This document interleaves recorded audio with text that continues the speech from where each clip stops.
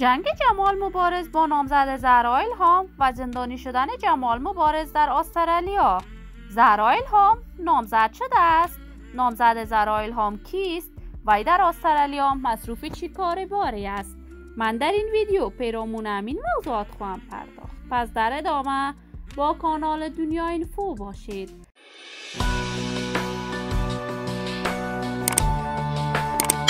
سلام، شما را خوش آمدید میگم به یکی دیگر از ویدیوهای جذاب کانال من. برای دوست شدن با کانال دنیا اینفو علامت سابسکرایب را فشار دهید تا از ویدیوهای دیگر کانال من هم آگاه شوید. زهرا الهام دختر خانم موفق، هنرمند با استعداد و یکی از چهره‌های شناخته شده در هنر موسیقی افغانستان است.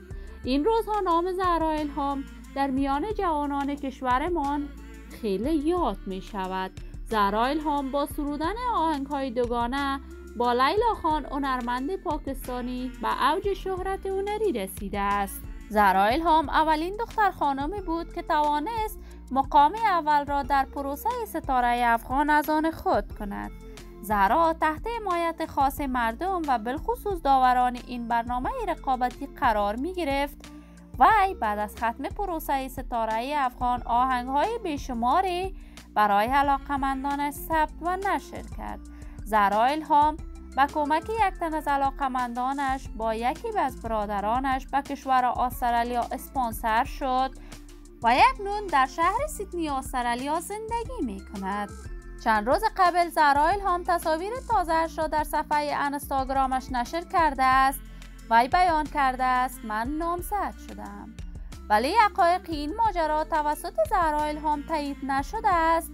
این همه در حالی است که در صفحات مجازی بگو مگوهای بیشمار نشر شده بود که گویا زهرا الهام با جمال مبارز نامزد شده است. زهرا الهام در کشور استرالیا به کارهای هنری خود مانند قبل ادامه داده است و کنسرت‌های بیشماری برای علاقمندانش برگزار می‌کند.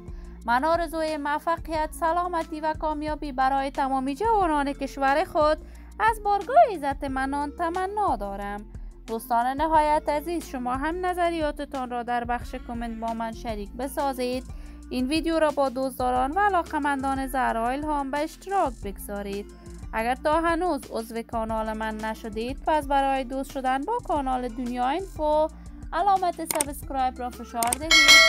ویدیوهای من را لایک نموده و با دوستانتان به اشتراک بگذارید.